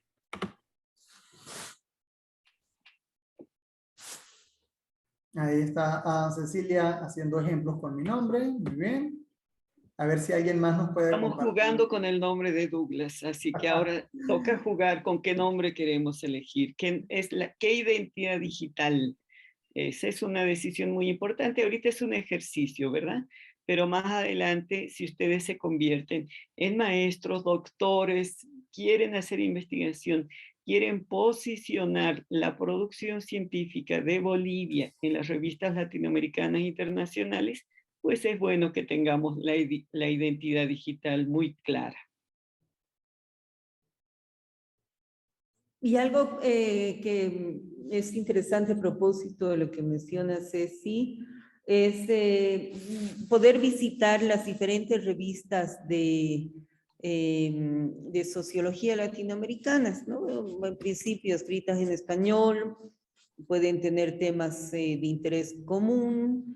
De repente vamos a compartir con ustedes, Carito, lo vamos a pasar para que lo pongan en el WhatsApp del grupo, algunos links de algunas revistas. Ceci nos mostró, por ejemplo, de la revista del Colegio de México, ¿no? Creo que se llama Sociológica, la revista del Colegio de México. Estuvo antes de la cuarentena, hace unos 3 o 4 años, por aquí el director justamente de esa revista, en el IDIS, en un congreso internacional, y él nos comentaba, ¿te acuerdas, querido Lucio? Y él nos comentaba sobre los pormenores un poco, ¿no ve? Del complejo proceso de producción, pero es una revista bastante abierta a lectores. En la revista UNAM también tiene, la Universidad Autónoma de México, una revista de sociología, y bueno, es cosa de ir paseando por esas revistas para intentar, ¿no ve? Hacer los ejercicios para entrar. Ahora, algo muy importante, mientras alguien nos envía su ORCID, es que una de las características del proyecto de evaluación de las revistas académicas es que pueden ser bastante largas, dependiendo de la revista. Hay revistas que se pueden tomar pocos meses en evaluación, 2 meses, 3 meses, y hay revistas que se pueden tomar 6 meses en la evaluación de artículos. Y incluso hay revistas que pueden tomar 1 año, ¿no ve? Y en el proceso, por ejemplo, hay una revista española, la revista, no me acuerdo cómo se llama, es una revista de historia de la Universidad de Sevilla, que pone en su página web que la revista tarda en promedio para la aceptación de artículos 1 año. Entonces ya tú sabes que en el momento en que envías tu artículo a esa revista, tienes que esperar 1 año aproximadamente para que tu artículo sea tomado en cuenta. Posiblemente si uno es un investigador muy reconocido, los comités editoriales puedan tomar la decisión de acelerar un poco, ¿no? La evaluación, pero un escritor que no tenga muchas publicaciones, es posible que tenga que ajustarse a esas lentísimas reglas de Mónica, evaluación. sí, permite apuntar que esa revista es muy generosa. Generalmente están durando 2 años hasta 3 años en publicarte un artículo. ¿Cuál revista? Aunque seas un editor Estudios sociológicos. Ajá. reconocido. Este es el de estudios sociológicos, y aquí estamos viendo lo de identidad digital. El único que tiene más o menos clara su identidad digital en el apellido aquí es Calderón Vélez, que por lo visto tomó un curso sobre identidad digital. Ninguno de los otros autores, ustedes pueden distinguir, hace esa distinción. Sin embargo, si entran a una revista española, como eso se está discutiendo mucho en Europa, una revista francesa, podemos ver que haya más sistematicidad a la hora de la identidad digital. Demos otra paseada con los autores. Generalmente, pues son autores ya consagrados quienes publican en estas revistas, y estas explicaciones de identidad digital, todo este tema de las bases de datos, de indexación, etcétera, pues tienen muy pocos años en el campo de la comunicación científica digital. Y eso es una de las razones por las cuales muchos de nosotros, pues ya un poco más viejos, ¿verdad?, no tenemos tan claramente definido y tenemos artículos con diferentes nombres o apellidos. ¿Alguien ya ha logrado hacer su Orsay que nos quiera compartir?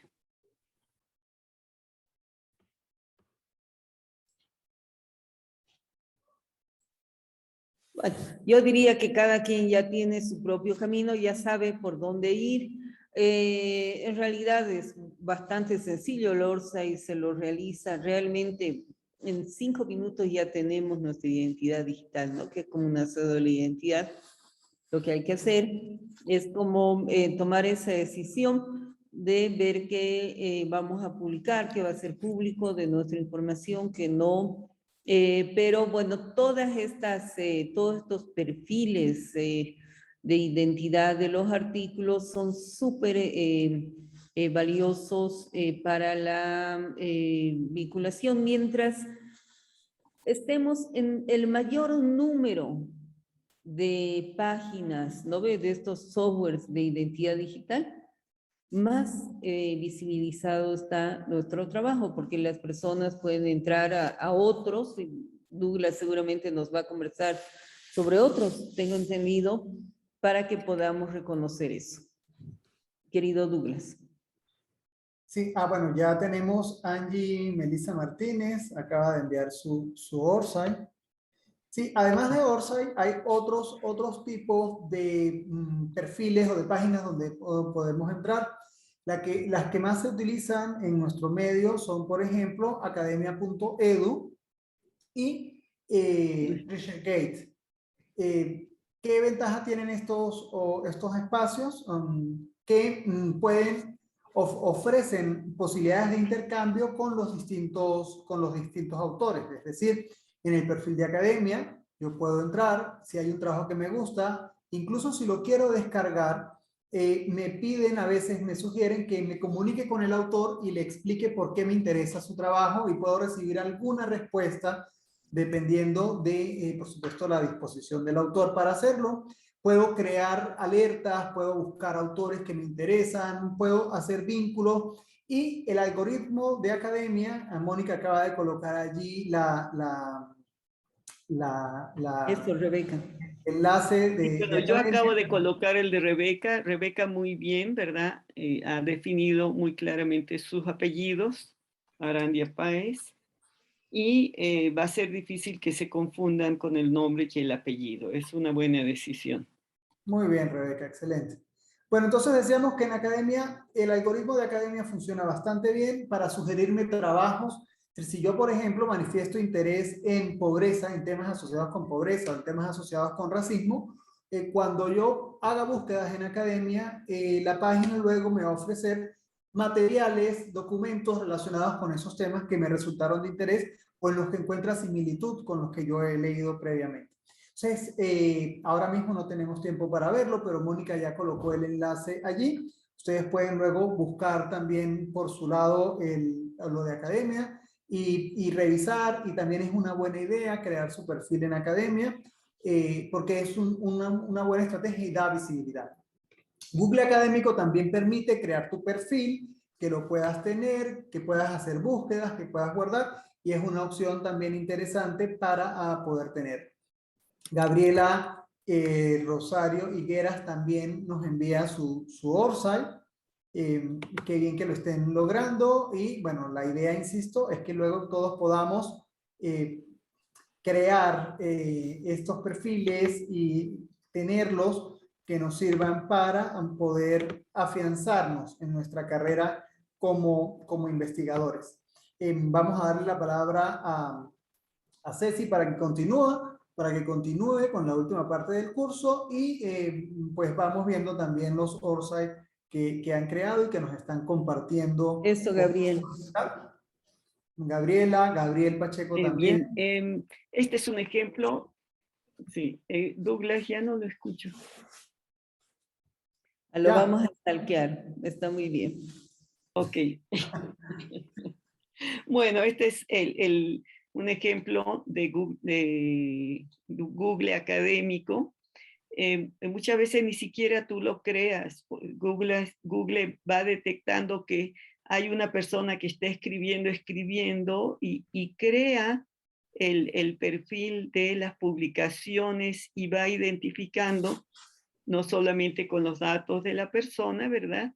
Sino las publicaciones, va diciendo cuál es el nivel de lectura que se hace de citas. Por ejemplo, él tiene 105 citas desde el 2016, 78, es decir, del 16 a la fecha, pues tiene un buen número de citas al año, un buen índice H y un índice total. Nos va diciendo cómo, bueno, de ser como más joven investigador, ¿verdad? Del 2014, poco a poco va produciendo más artículos y tiene más recepción en términos de publicaciones. Entonces, para quienes ya están en investigación, aquí hay profesores, hay investigadores, ¿verdad? Si se ponen a revisar, ustedes encontrarán la posibilidad en Google Académico de visibilizar sus trabajos, y también en academia pueden visibilizar sus trabajos. Yo ahorita me salí por accidente, así que ya no podemos ver mi perfil. Y en Orsay, ¿no? En Orsay tenemos esta posibilidad de ver cuál es la producción que cada quien tiene. ¿Por qué es interesante? Porque desde estas plataformas nosotros mostramos, visibilizamos nuestra producción. Alguien te va a leer, está buscando, por ejemplo, sobre el tema de mujeres en la colonia, como es en el caso de la academia que nos compartió Mónica, ¿verdad?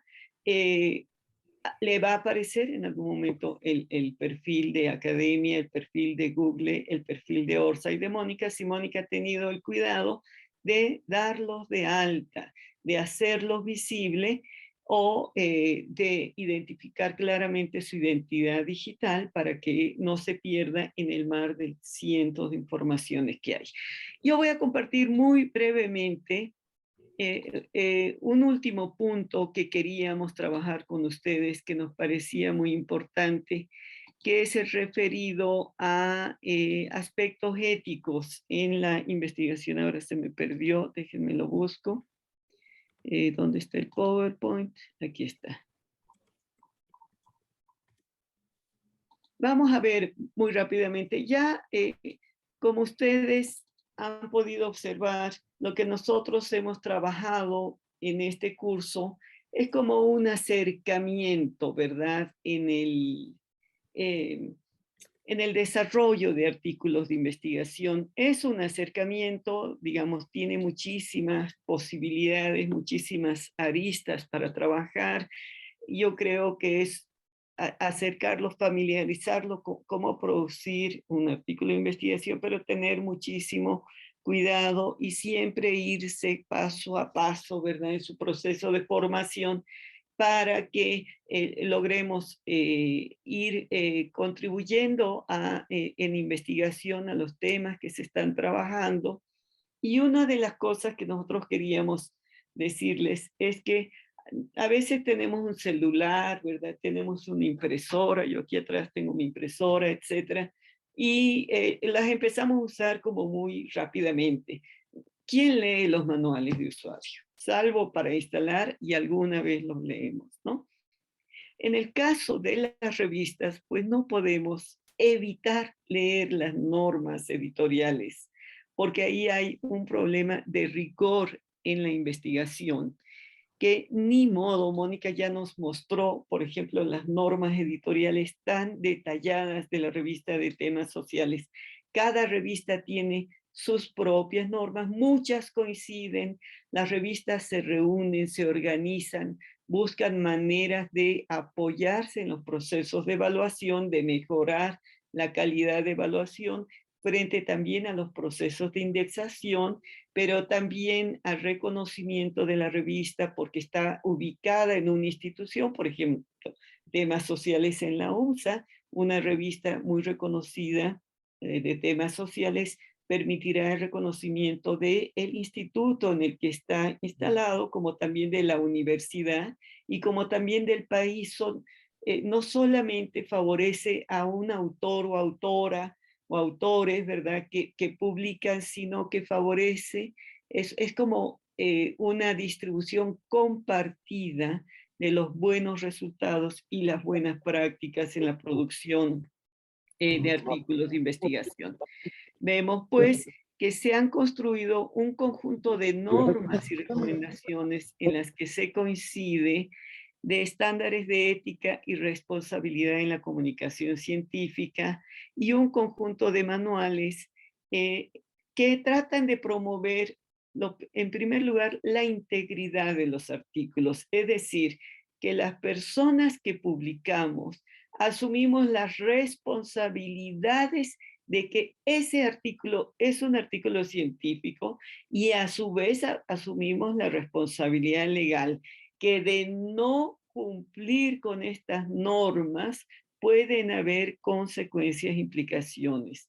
Asumimos que es un trabajo cuidadoso, que se han utilizado los métodos de análisis, métodos de investigación correctos y que los resultados, conclusiones, discusión que estoy presentando se presentan adecuadamente, tanto según las normas que la revista me está exigiendo, como las normas generales de la investigación. Es decir, los datos son veraces, son transparentes, no hay datos manipulados, no hay falsedad, no hay engaño en el trabajo que yo estoy presentando.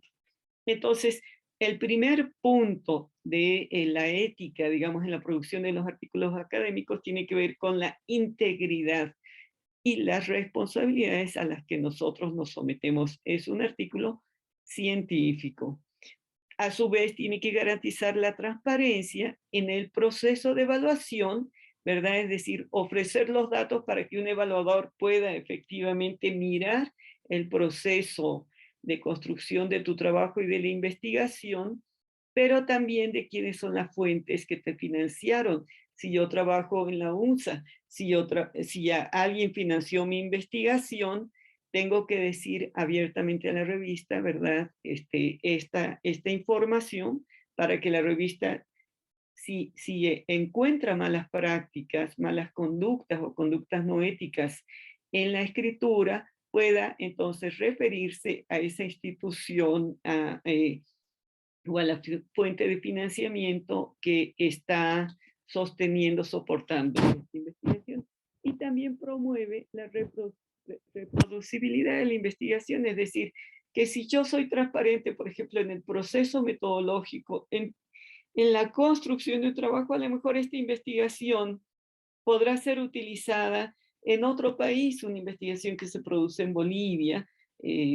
Por ejemplo, yo estoy muy interesada en hablar con uno de los investigadores de Bolivia, que es Mario Yapu, un sociólogo, para pensar esa investigación que hizo con estudiantes de la Universidad de San Francisco de Chuquisaca, se puede reproducir en otras universidades, en otros contextos. Entonces, un buen artículo muy transparente permitirá que yo pueda también tomar como referencia siempre y cuando hables con los autores.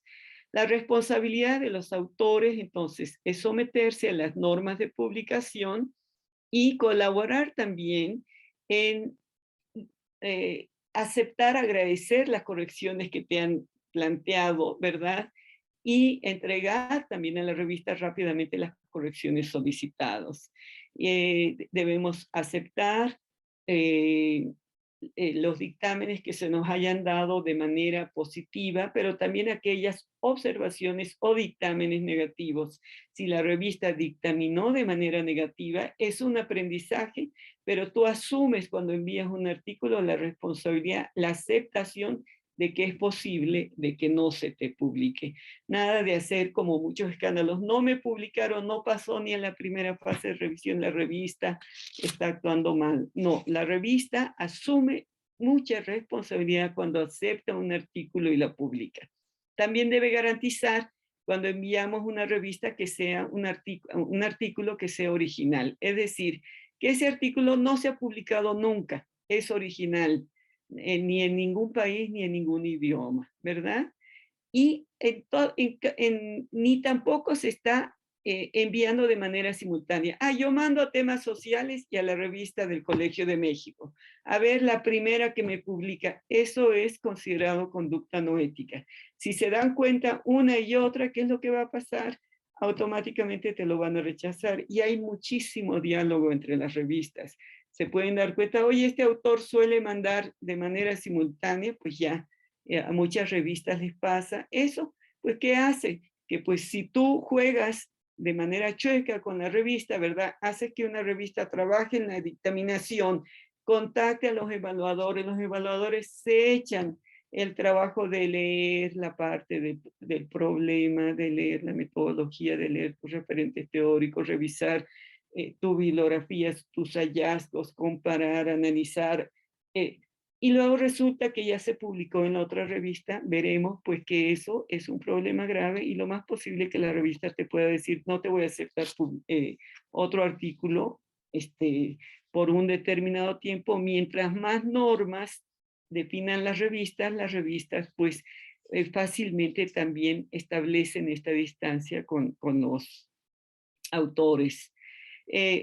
Las normas de ética en la producción de los artículos evita pues que haya manipulación o invención de datos, ¿no? Que suele ocurrir, es impresionante. Hay investigadores que son falsos investigadores que han tratado de ajustar la información en función de sus hipótesis o preguntas. Y imagínense si ahorita con las investigaciones de COVID alguien entrega un resultado científico manipulado, todas las consecuencias que pueda tener, pero esas consecuencias no solamente son en el campo de las ciencias médicas, muy preocupadas siempre por el tema de la conducta ética en la investigación, pero también en las otras ciencias. Que no haya copias no referenciadas de los datos o textos de otro autor o tablas o figuras, que no haya duplicidad de la publicación, como ya habíamos dicho, y que no haya conflicto de interés o de autoría, porque eso puede ocurrir. Por ejemplo, ¿quién evalúa? ¿Quién va a evaluar el artículo? Es tu amigo, tu amiga, ¿verdad? Cuestiones así. En todo caso, las normas éticas permiten que las revistas puedan tomar decisiones en casos de sospecha o comprobación de malas conductas, por ejemplo, en el campo de las ciencias médicas, pero hay este comité de publicación de éticas COP, se han generado un conjunto de organismos, de comités que van normando qué ocurre en el caso de que una persona tiene conductas inadecuadas a la hora de enviar artículos, y también ayuda a los editores como responsables de la publicación para ser proactivos en la definición de sus normas, pero también de denunciar y resolver de la mejor manera posible los conflictos, interactuando con los afectados, dando también libertad editorial para decidir cuándo se aceptan o no se aceptan artículos, para enviarse a dictaminación o en el caso de diferentes situaciones que un autor no quiera aceptar las recomendaciones, no quiera seguir las normas, pues los editores tienen que tener claramente establecidas las normas para poder justamente trabajar de la mejor manera, y por supuesto el editor debe garantizar la confidencialidad en todo el proceso a la hora de que se hacen las aclaraciones. Este organismo que les decía que es el Comité de Éticas, Comité de Éticas de la Publicación, no sé cómo se traduce, de COPE, tiene un conjunto de normas sobre cómo determinar quiénes son los autores y que van a quedar firmando un artículo. Por ejemplo, tienen que haber contribuido en todas las fases del artículo, en la estructura, redacción y revisión, y en todo caso, definir el lugar de la participación de otros autores y toma decisiones en torno del orden de las firmas. Aquí no sé si tiene una serie de pasos que se los voy a mostrar muy rápidamente, que yo creo que ya los borré a la hora de abrir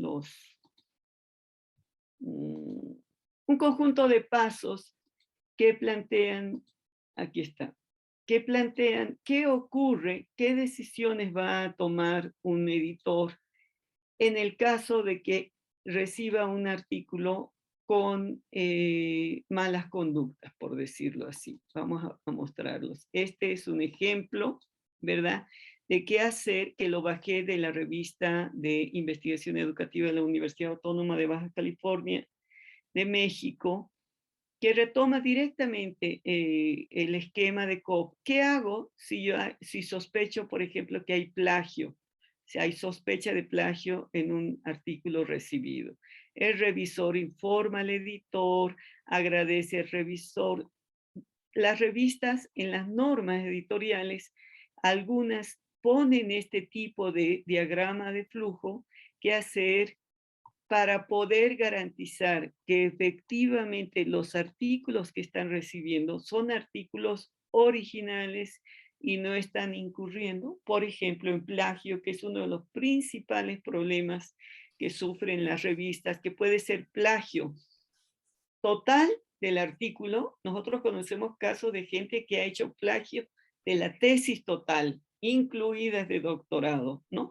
O puede ser Enrique Peña plagio. Nieto, Enrique Peña Nieto. No, él no hizo de total. Hasta presidentes, ¿no?